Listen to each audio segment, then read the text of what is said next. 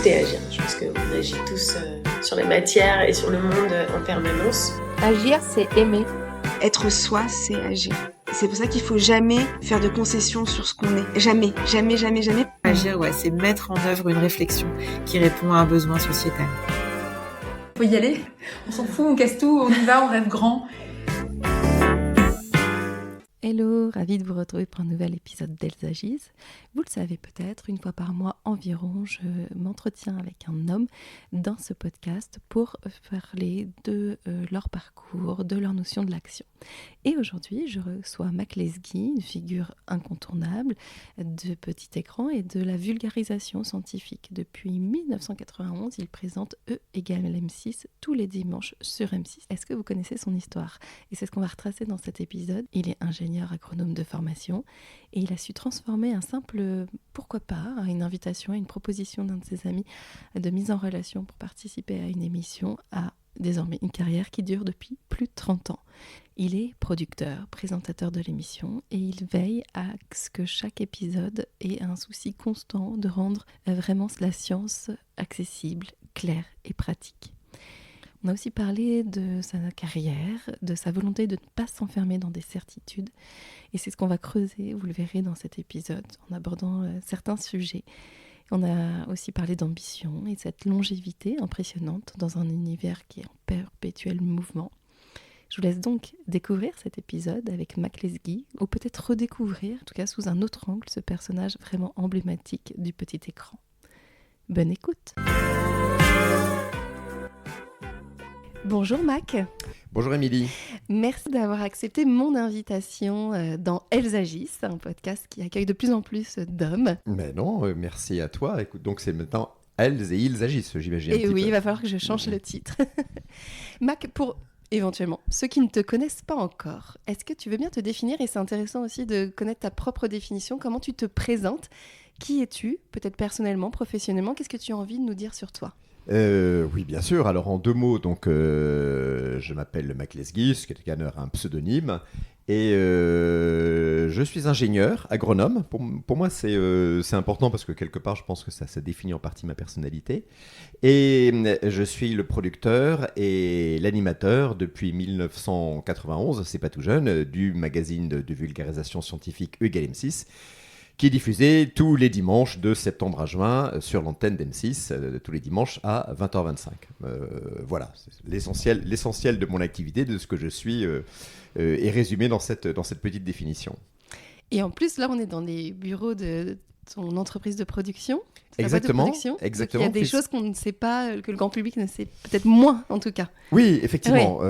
On pense souvent que je suis, étant un pilier d'M6 depuis des années, que je suis au sein de la rédaction d'M6. En fait, pas exactement. Évidemment, je suis très intégré à M6, mais je suis producteur indépendant. Donc, j'ai ma petite société de production qui s'appelle Ligne Production, dont le boulot principal, mais pas que, est de produire l'émission E égale M6, donc qu'on vend clé en main M6, concrètement. Il y a toutes les semaines une cassette qui part, enfin maintenant c'est dématérialisé, mais autrefois il y avait une cassette qui partait toutes les semaines pour être diffusée à M6. Et moi je suis très content de ça parce qu'évidemment on travaille en étroite collaboration avec M6, mais c'est vraiment très agréable de pouvoir gérer son équipe, de pouvoir avoir le contrôle de A à Z de l'émission, pour avoir une émission dont je peux dire épisode après épisode qu'elle me ressemble vraiment. C'est vraiment ma manière de vulgariser et il n'y a pas une phrase, il n'y a pas une séquence de l'émission qui m'ait été imposée par M6 ou par qui que ce soit. Tout se fait d'un commun accord et M6 et moi, on a vraiment le final cut sur l'émission. C'est important parce que dans les domaines de la science et de la vulgarisation scientifique, il y a parfois des choses un peu touchy sur lesquelles il peut y avoir des regards différents du mien. Voilà, moi, j'arrive avec ce regard, avec cette formation scientifique que j'ai eue et je ne veux pas céder un pouce de rigueur scientifique sur Égale M6. Je dis toujours que c'est une émission qui doit plaire à notre public, bien évidemment, mais qui doit aussi plaire aux scientifiques qui y ont participé, qui ne se sentent pas trahis. C'est quelque chose pour moi, c'est vraiment ce qu'on appelle la baseline de l'émission. Et ça, c'est depuis le début ? Ça a été toujours la ligne rouge. Et ça, c'est vraiment le début. On est 2 ingénieurs à avoir fondé Egal M6. Je suis aujourd'hui seul dans la course depuis un paquet d'années. On a toujours dit que c'était une émission qui devait être à la fois grand public, mais qui ne devait faire aucune concession sur le fond, sur la vérité, aucune facilité. Et on n'est pas 36 à faire ça. Souvent, je regarde la télévision ou j'écoute des émissions de radio, je fais des bonds sur ma chaise en me disant mais comment ils peuvent raconter ça scientifiquement, ou c'est pas prouvé, ou c'est faux, ou c'est un peu tordu. Voilà, au moins, et d'ailleurs je suis content parce qu'après toutes ces années, quand on va dans un laboratoire pour faire une interview, une séquence, les scientifiques avec qui je discute disent au moins Egal M6 c'est sérieux et on est sûr qu'il n'y aura pas, ou peut-être à la marge qu'il y aura un minimum de simplification parfois un petit peu abusive, mais enfin j'essaie quand même de serrer les boulons et de tenir la barque. Oui, c'est ce que je suis en train de me demander, est-ce qu'il y a encore de la vulgarisation finalement dans Egal M6 ? Ah, il y en a beaucoup. En fait, on s'en aperçoit pas de prime abord parfois parce que Egal M6, depuis une vingtaine d'années, on part vraiment de notre quotidien pour en décrypter les ressorts scientifiques. Mais s'il y a bien une émission dans laquelle, numéro après numéro, on va parler vraiment de notions de physique, de chimie, c'est pas la même chose, de biologie, on va parler d'atomes, on va parler de molécules, on va glisser de temps en temps qu'il y a des électrons qui passent par là, qu'il y a des forces, que, comme disait Lavoisier, rien ne se perd, rien ne se crée, tout se transforme, qu'il y a des réactions chimiques qui sous-tendent tout ça, c'est bien Egal M6. Alors, on fait pas un cours de chimie. On va parler du pain par exemple, mais quand on va parler du pain, on va parler de l'action des levures. Tiens, pourquoi est-ce que les levures font gonfler la pâte ? Il y a du gaz. Quel gaz ? Du dioxyde de carbone, d'où ça vient, etc. Ça vient du carbone qu'il y a dans les molécules d'amidon. Voilà, tout ça, tous ces soubassements scientifiques sont toujours présents, c'est vraiment le cœur de Egal M6. Ça se fait par petites touches, ça se fait avec le sourire, ça se fait avec un boulangers, ça se fait avec un scientifique. C'est ludique, mais le fond est extrêmement sérieux. J'ai envie de revenir sur le début, oui. Le démarrage, et du coup de revenir à toi et ton parcours. Comment es-tu arrivé entre le diplôme, l'obtention d'un diplôme, et après l'animation de cette émission, et après la production, etc. Est-ce qu'il y a eu un déclic ? Est-ce que c'était quand même dans ta tête aussi de présenter ? Qu'est-ce qui s'est passé ? Non, pas du tout. D'ailleurs, c'est amusant puisque ton podcast est centré sur l'action. Et je dirais que moi, je me suis un peu laissé porter par la vague. En fait, en 89, je m'occupais de marketing et d'études de marché. Voilà, donc c'était quelque chose de tout à fait prosaïque. On faisait des sondages sur la consommation des Français dans une société. Et j'ai vu passer une annonce qui proposait de créer une académie de formation au métier de la télévision pour faire venir de nouveaux talents, de nouveaux profils à la télévision. Je m'embêtais un peu dans mon boulot. Je me suis dit, tiens, c'est amusant, je vais aller faire du marketing, mais dans le monde de la télévision, je vais me porter candidat. Voilà, ce qui n'était pas une ambition folle d'ailleurs, puisque je me suis dit, c'est une occasion pour changer de secteur, aller vers quelque chose de plus rigolo. La télévision, c'est un aspirateur à publicité, donc elle se nourrit beaucoup d'études d'audience. On a besoin de savoir exactement qui regarde, comment faire pour que les gens regardent plus la télévision, etc. Donc je me suis dit, tiens, j'ai peut-être une petite place à me faire dans cet univers. Et il se trouve que j'avais un ami qui avait fait la même école que moi, qui était aussi également ingénieur agronome. Lui, il avait déjà monté une société, et son ambition, lui, c'était de faire revenir la science à la télévision, parce qu'à l'époque, il n'y avait plus une seule émission scientifique régulière. Et je lui disais, mais t'es fou, s'il n'y en a pas, c'est que ça n'intéresse personne. Voilà, moi, c'est ce que je pensais. Voilà, j'étais un peu fermé. Il me dit, mais si, je suis sûr que ça peut intéresser, etc. Moi aussi, je vais faire cette académie de formation.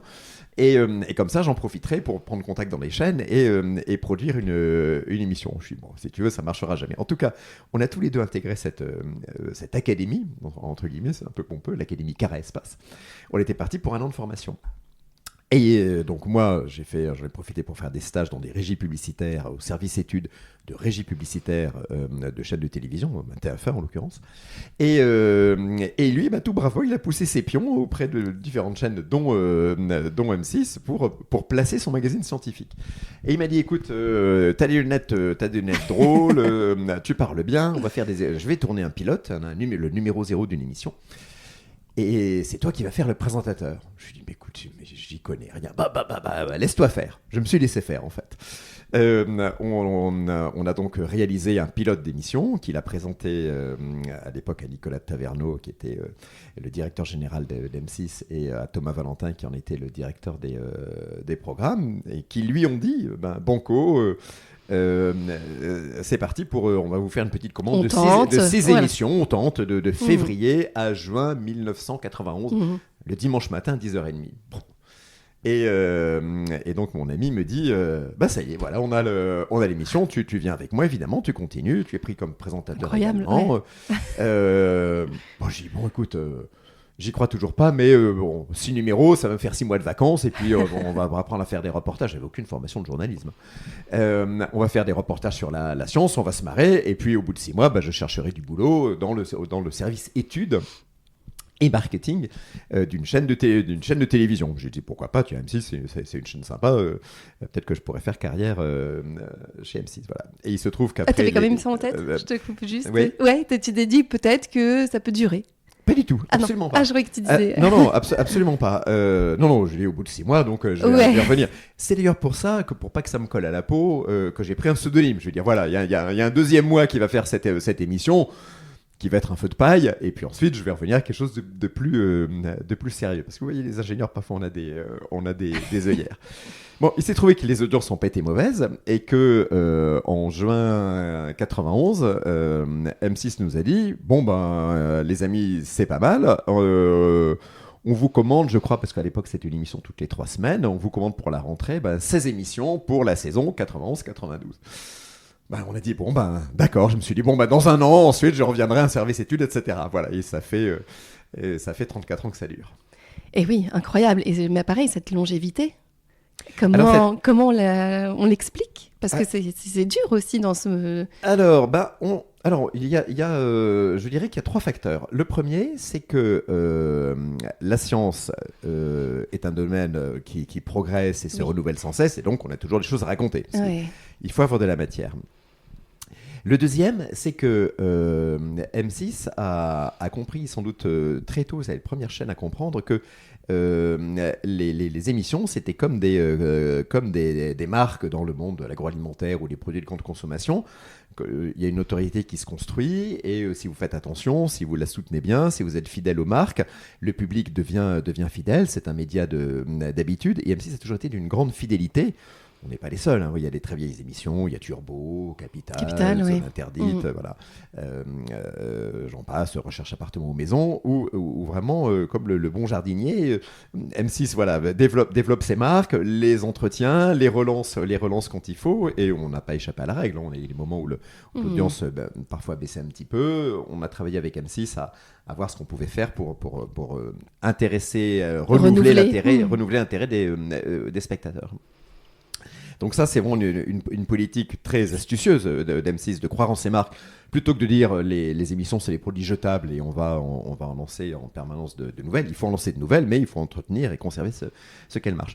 Et puis, le dernier facteur peut-être, c'est que on a amené un ton un peu original dans notre manière de vulgariser la science. J'ai appris un jour à mes dépens que dans la chaîne, quelqu'un m'a dit, non mais toi tu es le clown et tu es une sorte de clown scientifique. J'ai dit, un clown, moi je suis quelqu'un de tout à fait sérieux. Il dit, non, pas du tout, quand on te regarde dans les séquences en train d'expérimenter, de faire des choses, tu nous fais rire. J'ai dit, ah bon, donc j'ai fini par... il semblerait que j'ai un petit côté drôle et que j'amène toujours un peu d'humour dans ce que je fais. J'ai mis vachement de temps à m'en rendre compte, parce qu'en fait j'en étais pas conscient. Enfin, il paraît que ça fait sourire les gens quand on me voit à l'antenne, donc je me suis dit, restons comme ça. Il y a un petit ton un petit peu décalé, par le fait aussi, je pense que par rapport à d'autres émissions, les journalistes ayant plutôt une formation de base littéraire et rarement scientifique, ils ont toujours un ton un peu impressionné, un peu déférent quand ils parlent de science. Peut-être que le fait que j'ai une formation scientifique fait que je me place, non pas sur un pied d'égalité, mais j'ai une certaine familiarité avec le monde scientifique, voilà, qui fait que je ne suis pas timide vis-à-vis de la science. Si j'interviewe un grand physicien, évidemment, je suis dans mes petits souliers. Mais quand il s'agit de parler de la science du quotidien, de la physique des solides, de la chimie de la cuisine, c'est des notions que je connais. Donc, je joue toujours un peu les candides, je le fais avec grand plaisir, voilà, mais je ne suis pas impressionné. Peut-être que ça m'amène à avoir un petit peu de détachement et amener un petit peu d'humour dans l'émission, et que c'est ça qui plaît au public. Et du coup, justement, sur cette... alors, je pense que aussi ce qui plaît au public, c'est le plaisir que tu prends et qui se transmet, en fait. Quand quelqu'un aime ce qu'il fait, ça se ressent, et en fait, on a l'impression que oui, ça peut être drôle ou même un jeu pour la personne, alors qu'en fait, c'est vraiment la transmission de son bonheur et le fait d'être heureux d'être à sa place, quoi. Oui, bien sûr. Moi, j'adore apprendre. Je suis curieux de tout. On arrive pour faire une séquence dans un laboratoire ou ailleurs. Je commence à discuter avec le scientifique. Ah bon, c'est ça, etc. Puis les journalistes me tirent par le manche. Je dis bon, on a prévu que tu posais telle et telle question. Oui, mais je finis d'abord ma discussion parce que j'apprends toujours plein de choses. Ouais. C'est merveilleux. Je tourne globalement une séquence par semaine, toujours dans un laboratoire. Enfin, ça peut être n'importe où. Hein. La semaine prochaine, je vais tourner dans une grotte. Oui, voilà, c'est n'importe où. Voilà, oui, ça peut, et toujours, c'est des bonheurs. On rencontre un nouvel univers. On rencontre des nouvelles problématiques, c'est toujours hyper intéressant. On ne fait pas une émission comme ça si on n'est pas curieux de nature. Moi, je suis très curieux. Je découvre chaque semaine de nouvelles choses. Je dis toujours, parfois on me dit, vous n'êtes pas là, vous n'êtes pas fatigué de présenter Galen M6. Je dis, vous rigolez. J'ai un métier qui est tellement varié, je fais tellement de rencontres formidables toutes les semaines. Si moi je me lasse, qui ne se lasse pas dans son métier, j'ai beaucoup de chance. Hein. Et justement, sur cette évolution de la science, en 30 ans, quels sont les sujets qui n'étaient pas abordés, qui sont abordés? Qu'est-ce qui est aussi intéressant dans cette évolution, toi qui es au cœur de ces sujets-là, justement? Voilà, alors il y a des centaines de choses qui sont absolument incroyables. Alors la biologie a progressé de manière étonnante, et on n'a encore rien vu. On était encore peu familier avec l'ADN, les OGM étaient balbutiants quand on a démarré l'émission en 91. Aujourd'hui, avec les nouvelles techniques de génétique, on a des découvertes absolument incroyables. On va en parler. Il y a l'épigénétique, effectivement. Il y a les nouvelles techniques CRISPR-Cas9. On n'en a pas encore trop parlé dans Galen M6, mais on va en parler de plus en plus parce qu'on obtient de nouvelles plantes. On guérit des maladies qu'on pensait totalement incurables. On les guérit de manière aujourd'hui spectaculaire avec de la thérapie génique. Donc il y a ça. Il y a évidemment toute l'évolution de l'informatique. Quand j'ai démarré, Internet n'existait pas. Hein. Enfin, il y avait 50 ordinateurs qui étaient reliés d'une université à une autre. C'était ça, Internet. Aujourd'hui, évidemment, ça nous a changé. Et puis cette année, d'ailleurs, on va y consacrer pas mal de reportages l'année prochaine. On a l'IA qui arrive. Bien sûr, j'y pensais, l'IA qui a une effectivement. puissance absolument incroyable, qui change déjà nos vies au quotidien. Dans tous nos GPS, on a de l'IA, de prévision météo, en santé. Dans l'enseignement, ça va changer énormément de choses. On va en parler beaucoup l'année prochaine. Voilà, donc tout ça change à toute vitesse. L'électricité arrive, les véhicules électriques, nos villes vont changer. Voilà, il va falloir s'adapter au changement climatique. On parle beaucoup du changement climatique. C'était un peu... je me souviens, j'ai fait ma première émission sur le changement climatique en 1992. Voilà, on disait, ah là là, ça va changer, ça restait très loin, le climat va se réchauffer, il va y avoir des sécheresses, les hivers vont être très doux, ça paraissait très très loin. Aujourd'hui, on est en plein dedans. On l'oublie un peu ces temps-ci, c'est dommage, mais on est vraiment en plein dedans. Donc tout ça a totalement changé. Et en même temps, quand on a démarré, la France était un pays technophile, de grands scientifiques. Aujourd'hui, la science avance partout dans le monde et je constate avec un peu de tristesse que la place de la science et du regard scientifique dans la société française, spécifiquement, hein, pas à l'étranger, et française a un petit peu diminué. Ne serait-ce que par le nombre d'émissions scientifiques, il y en a très peu, hein. Je ne dirais pas qu'on est tout seul, mais enfin, voilà, la science devrait être beaucoup plus vulgarisée, les scientifiques devraient être beaucoup plus présents sur les médias, en radio, en télé, et là, la place de la science est un petit peu en recul. Ce qui est dommage, parce que notre monde est de plus en plus scientifique et technologique. La technologie gouverne nos vies. Alors on dit non, on veut plus de la science, on veut plus du progrès, alors qu'on en bénéficie tous les jours. Hein. Bien sûr. Là, déjà, le micro dans les mains. Le micro dans les mains. Hein. Je dis toujours dans un smartphone comme celui que je tiens en main, il y a plus d'informatique et de puissance de calcul que n'en avait la NASA à l'époque du programme Apollo, avec des ordinateurs qui remplissaient des centaines de mètres carrés. Tout ça aujourd'hui tient dans un portable et nous change la vie. Bien sûr. Voilà. Donc on est un peu comme dans cette nouvelle de H.G. Wells où on vit en surface sans s'en préoccuper, en bénéficiant au quotidien des progrès absolument incroyables d'une technologie, en disant on veut pas de la technologie. On retire des smartphones à la population française et il va y avoir des émeutes. Tout le monde sera malheureux. Donc on dépend de la technologie. On ferait mieux de s'y intéresser plus qu'on ne le fait aujourd'hui, plutôt que de dire on ne croit plus à la science. On voit aujourd'hui des gens qui disent non, moi je ne crois pas à la science, je ne pense pas, etc. Quand tout le monde est malade, on est bien content d'avoir des antibiotiques. Voilà. Quand on a un cancer, on est bien content de suivre une thérapie qui va nous guérir, etc. etc. Voilà. Donc il ne faut pas oublier qu'on doit quand même beaucoup à la science et malheureusement on n'est plus tout à fait dans ce mood-là aujourd'hui en France. Oui, et justement, ce que tu disais, c'était peut-être un manque d'information, un manque d'intérêt. Est-ce qu'on est trop pris par le fait que voilà, on a ces outils et pas d'aller chercher ce qui peut nous apporter de plus ou... Oui, il y a aussi une... je pense que dans les années 60-70, les technologies étaient encore transparentes. C'est-à-dire que quelqu'un qui s'y intéressait pouvait se comprendre en se renseignant. Ouais. Voilà, on lisait Sciences et Vie. Je comprends tout. Ouais, je vois. Aujourd'hui, c'est devenu tellement complexe. Par exemple, je vois toujours autour de moi, quand je commence à expliquer, les gens disent « Ah, on ne veut pas les OGM ». Alors j'explique pourquoi vous ne voulez pas les OGM. Bon, je me rends compte que les gens ne veulent pas d'OGM parce qu'ils savent tout simplement pas ce que c'est, pas à quoi ça correspond. Ils ignorent que dans le monde entier, sur des millions d'hectares, des millions de kilomètres carrés, on cultive des OGM et que par exemple le jean que vous portez ou que je porte sont faits avec du coton OGM, pour le plus grand bien d'ailleurs des cultivateurs qui cultivent ce coton. Donc en fait, aujourd'hui, je pense qu'on est devenu aussi, grâce à la technologie, un peu paresseux intellectuellement, et donc on n'a plus l'énergie pour aller au fond des choses, pour s'intéresser. Et tout va vite aussi dans notre société. Et tout va très vite. Ouais. Vous voyez, l'IA par exemple, l'intelligence artificielle, c'est un grand mot. Pour vraiment comprendre ce qu'est l'IA, ce qu'on appelle le deep learning, l'apprentissage profond, comment marche l'algorithme, je peux vous dire qu'il faut s'accrocher. Moi-même, à un moment, quelqu'un me l'a très bien expliqué. Bon, 3 jours plus tard, j'avais beaucoup de mal à le résumer. Aujourd'hui, j'en suis incapable. C'est-à-dire que tout ça est devenu très, très complexe. Plus personne ne maîtrise de A à Z l'éventail de toutes les technologies qu'on a mis au point. Mais on va trouver des gens qui sont très, très pointus dans tel domaine, que ce soit en informatique, que ce soit en biologie, que ce soit en physique. En physique, ne me demandez pas de vous expliquer la relativité grâce auquel, par exemple, fonctionne notre GPS. Voilà, notre GPS, c'est à 10 cm près où on est. C'est grâce à la relativité, c'est grâce à la découverte d'Einstein. Qui le sait aujourd'hui? Voilà, personne. Les gens disent Einstein, de toute façon, on ne sait pas très bien ce que c'est, et tout, etc. Si votre GPS vous dit là, vous avez pris un mauvais chemin, c'est grâce à Einstein, directement.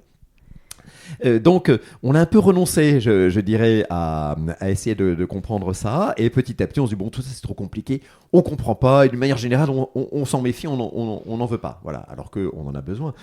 Aujourd'hui, on est 8 milliards sur Terre. Si on veut éviter le retour de famine, d'épidémies, de grosses catastrophes, il faut vraiment s'intéresser à la technologie parce que la technologie n'a pas uniquement la solution à tous les problèmes, mais sans la technologie et les techniques, on ne s'en sortira pas, ça c'est certain. Oui, d'ailleurs, tu as un discours un peu plus engagé quelque part sur ça, justement, de par tes connaissances, l'évolution que tu as eue scientifique, etc. Où maintenant tu prends aussi cette position et tu prends aussi ton statut, exactement. Pour affirmer ces choses. Hein. Oui, exactement. Parce que c'est ce que j'ai fait. Un jour, j'étais interviewé sur une grande radio et la journaliste m'a posé des questions. Bon, je me suis demandé, maman, pourquoi est-ce qu'elle pouvait me poser telle question? Elle me disait, vous parlez pas des dangers de telle chose. Je dis, quel danger? Ça c'est dangereux. Je dis, non, c'est pas dangereux en fait. C'est pas parce que les journaux peu informés vous répètent à longueur de journée que c'est dangereux que ça l'est forcément. D'ailleurs, le mot dangereux est un mot qui est toujours mal choisi. Il ne faut pas dire que quelque chose est dangereux, parce que tout est dangereux. Vous prenez l'avion, c'est dangereux. Vous montez dans une voiture, c'est dangereux. Vous avez un accident, à grande vitesse, vous mourrez. Il faut dire, est-ce qu'il y a un risque pour moi? Vous montez dans un avion, ok, c'est dangereux, mais le risque est faible. Vous allez partir en vacances en avion, vous n'êtes pas en train de vous dire à chaque fois, j'ai une chance sur 2 que l'avion se crache. Et le pourcentage sur 1 million, et tout, etc. Le risque est faible. Il faut parler en termes de risque et non pas en termes de danger absolu. C'est pareil quand vous vous baignez, hein, vous avez toujours un requin qui peut venir vous croquer. Par contre, si vous baignez au Sable d'Olonne, le risque est très faible qu'un requin soit remonté jusque là pour vous croquer, hein, pour illustrer ça. Et je me suis rendu compte en fait que aujourd'hui, on baignait médiatiquement dans une sorte de soupe de désinformation vis-à-vis de tous ces sujets. Et alors, pas à cause de Égal M6, parce que justement, je fais extrêmement attention à ça. Je prends un exemple si tu veux. Je me suis rendu compte qu'on baignait dans une soupe de désinformation et je me suis dit là, il faut réagir en tant que citoyen, vraiment.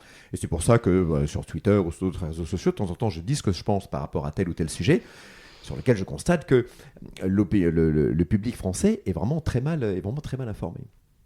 Oui, je prenais l'exemple. Oui, non, mais un exemple drôle. Il y a une célèbre marque de pâte à tartiner. On peut en penser ce qu'on veut. Il y a beaucoup de sucre, il y a beaucoup de gras dedans. Et dans le gras, il y a de l'huile de palme. On dit l'huile de palme, c'est très mauvais parce que ça fait de la déforestation.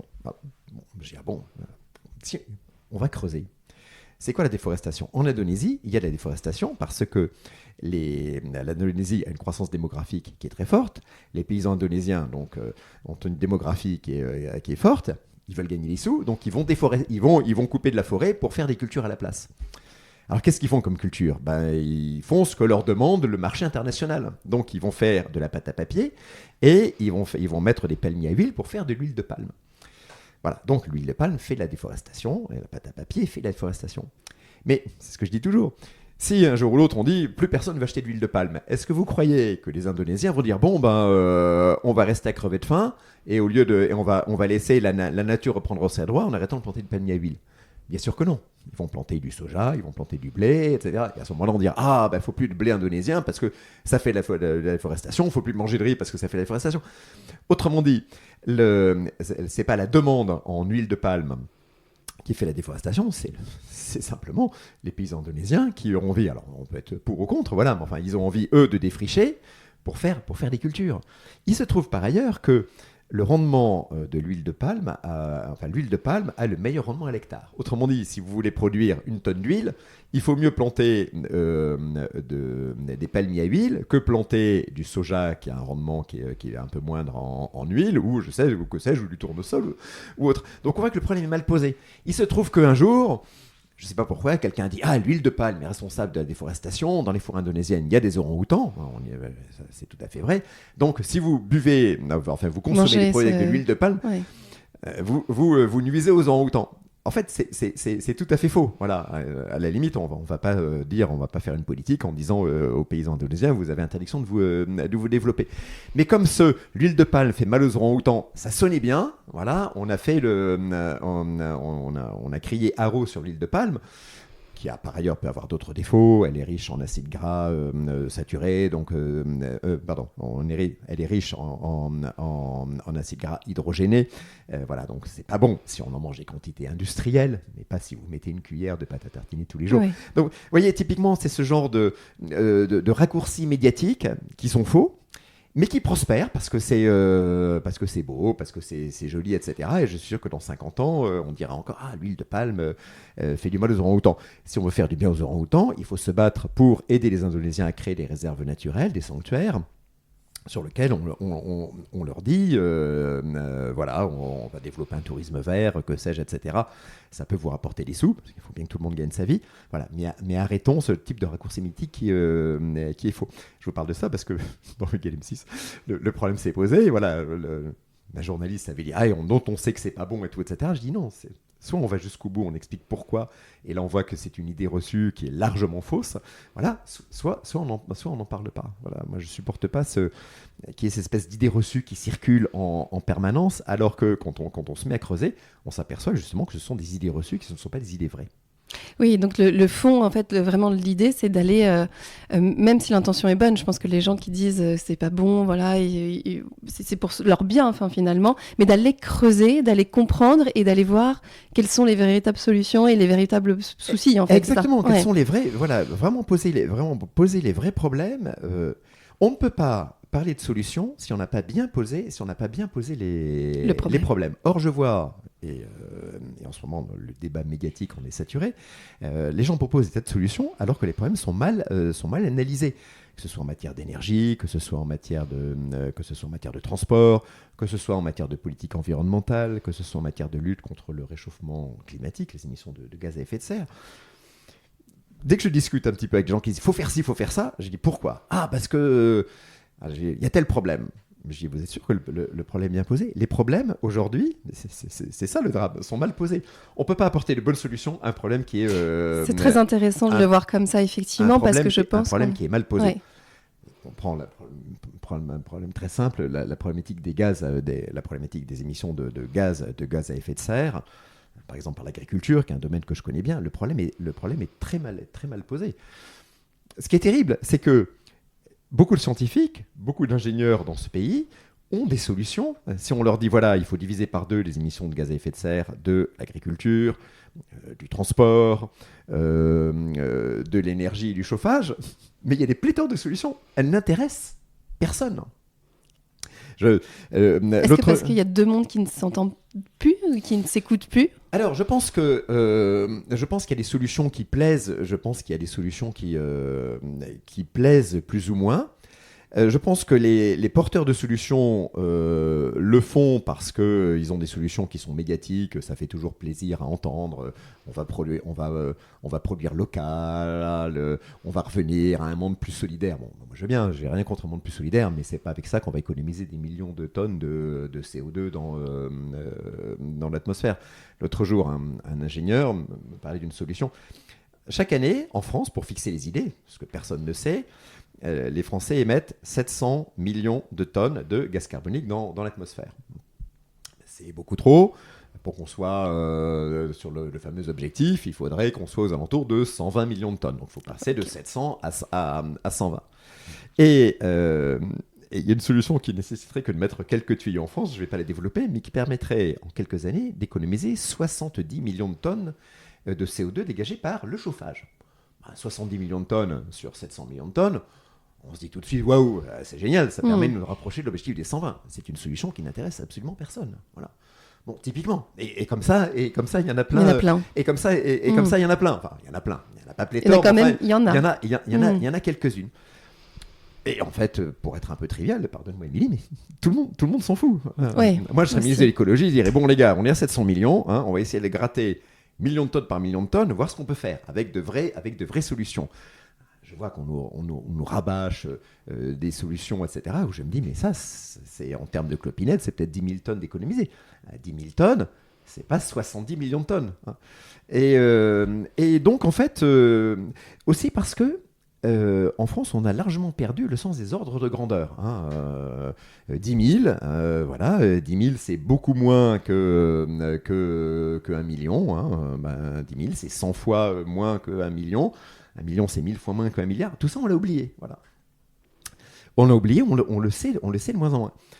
Et c'est dramatique parce que la planète se réchauffe. On pourrait être un pays qui montre l'exemple. Hein. Et malheureusement, effectivement, il semble qu'on ait perdu cette espèce de logique. Mais c'est normal. Aujourd'hui, on a des calculatrices, même sur nos téléphones. Qui fait encore aujourd'hui, qui s'amuse encore aujourd'hui à faire du calcul mental? Plus personne. Hein. Je vois la jeune génération, vous lui demandez de faire, je sais pas moi, 12 fois 13. Ouf, de tête, hein, il faut bien une demi-heure.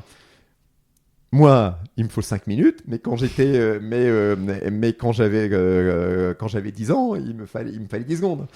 Voilà. Et peut-être qu'on le paye quelque part, cette facilité que nous apporte la technologie. Oui, donc reprendre le temps de creuser et de s'interroger et de muscler son cerveau. C'est ça qui est essentiel. Moi, je dis toujours. Et c'est le message que tu passes aussi. C'est le message que je passe. Nous on rappelle les bases de la science. La science, c'est pas très compliqué. Moi, je dis toujours que E = M6. Moi, je m'appuie. J'avais la chance d'être bon élève et surtout j'avais la chance dans le secondaire, voilà, au collège et au lycée d'avoir d'excellents professeurs. J'étais collégien à Biarritz, au lycée de Biarritz. J'avais des professeurs qui étaient incroyables, qui étaient d'une rigueur mais absolue, etc., qui nous faisaient bosser. On bossait comme des malades. Et en plus, moi, je voulais faire une école d'ingénieur, donc je m'appliquais. J'avais 2-3 facilités. Donc, je me souviens très bien de mes cours. Et ce que je restitue dans EGaL M6, très souvent, c'est vraiment tout ce que j'ai appris au collège et au lycée. Et je vois des gens qui disent, des adultes qui me disent « Ah, on apprend plein de trucs dans EGaL M6 ». Et je dis « Je vous remercie beaucoup, etc. » Et puis, par derrière moi-même, j'ai dit « Toi, si tu avais retenu tes cours de lycée et si tu avais eu aussi mon prof que moi, tu dirais « Bon, j'apprends rien parce que tout ce que vous m'apprenez, j'ai déjà appris au lycée. » Sauf qu'on, généralement, là, on l'a oublié. On l'a oublié. Alors que c'est important d'avoir ces bases. Ouais. Et est-ce qu'il y a des sujets encore que tu n'as pas abordés ou que tu as envie là d'aller creuser, ou de revenir dessus si je dois vraiment...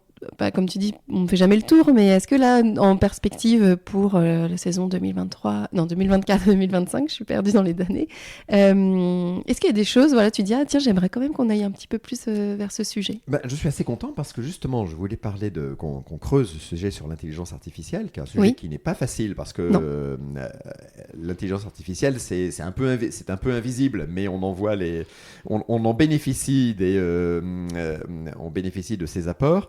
Mais on ne sait pas très bien ce que c'est. Donc là, de but en blanc, on va en parler l'année prochaine. Ouais. Non, on a renoncé à des sujets qui sont très intéressants, qui sont... on a renoncé pour l'instant. On traite rarement de sujets de physique fondamentale, d'espace, parce que on sent bien que l'intérêt de notre public, que je rejoins d'ailleurs, il est sur ce qui se passe près de nous. Du concret, du palpable. Du concret, du palpable, exactement. On a besoin de comprendre comment fonctionne le monde qui nous entoure. On a la chance, une fois par an, M6 fait une grande semaine autour de l'écologie, la semaine green, donc on fait vraiment des sujets consacrés à l'écologie, à l'environnement, à la lutte contre le réchauffement climatique. L'agriculture moderne est un sujet qui me tient beaucoup à cœur parce que je suis agronome de formation, donc ça me tient à cœur d'en parler. On en parle au moins une fois par an et même plus. On fait une émission spéciale à l'occasion du salon de l'agriculture. Donc non, je dirais que j'ai la chance de pouvoir aborder à peu près tous les thèmes que j'ai envie d'aborder. C'est pour ça d'ailleurs que je dis c'est une émission qui me ressemble pour une large part. Bon, parfois, mon équipe, qui est assez féminine, dit qu'il faut qu'on fasse la science de la beauté, parce qu'il y a beaucoup de choses à dire, effectivement, sur les nouveaux... Ah, mais c'est énorme, sur les nouveaux rouges à lèvres. Il y a beaucoup de choses fausses dites aussi sur les réseaux. Enfin, voilà, il y a une vraie alors, de temps en temps, on apprend telle ou telle technique, etc., Ouais. etc. Alors là, on dit, est-ce que ça marche, est-ce que ça marche pas? On va prendre un exemple. En ce moment, il y a une grande mode, c'est le collagène. Voilà, le collagène, constituant essentiel de notre peau. Alors, il y a des barres à collagène, il y a les collagènes en poudre, voilà. Et moi, c'est moins ma tasse de thé, mais comme mon équipe me dit, il faut qu'on parle de ce collagène parce qu'il y a beaucoup de promesses scientifiques autour. Est-ce que ce sont des promesses réelles ou pas, etc. J'ai dit bon, on va y aller, voilà. Et finalement, d'ailleurs, j'ai vu le reportage. Voilà, le reportage est tout à fait passionnant. On apprend plein de choses. Je conseille vraiment à tous ceux qui se bourrent de collagène en ce moment de le regarder. C'est intéressant. Voilà, donc comme quoi parfois je me laisse convaincre et puis je regarde le résultat, je dis on a bien fait d'en parler parce que c'est vraiment intéressant. Bon, merci beaucoup Mac. Donc on vient de retracer quand même un parcours riche, intense, rempli d'actions justement. Est-ce que tu aurais une définition d'agir ou de l'action? Pour toi, ça veut dire quoi? Ça signifie quoi? Alors, avec le recul, en fait, j'ai moins une définition